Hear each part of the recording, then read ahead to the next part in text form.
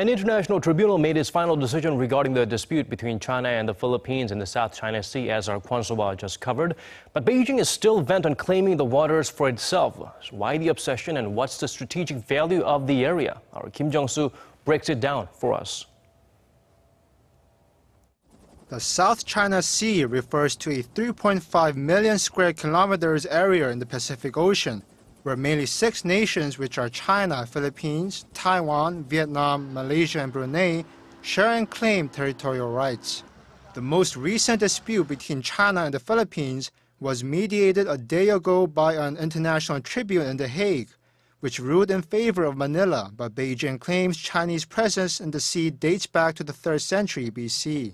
In 2013, the Philippines took China to court, demanding its right to exploit the territorial seas that are part of the South China Sea. But Beijing refused to participate and responded by increasing the number of military drills in the disputed area.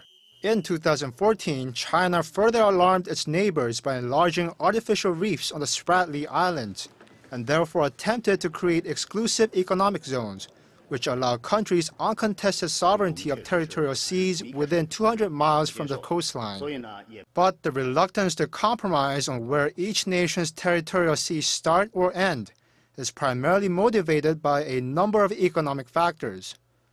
According to the Council on Foreign Relations, about half of international maritime trade routes pass through the South China Sea, amounting to an annual $5.3 trillion worth of commerce, while more than 60% of oil tankers transit through the area. 23 billion tons, or 13% of the planet's crude oil, are estimated to be buried deep under the sea as well, along with more than 5 trillion cubic meters of natural gas. In other words, the South China Sea represents a vast fortune in resources and regional power for the nation that claims the sea for itself. With China refusing to accept the ruling announced on Tuesday, experts say that neighboring countries must closely monitor Beijing's reaction in the months to come.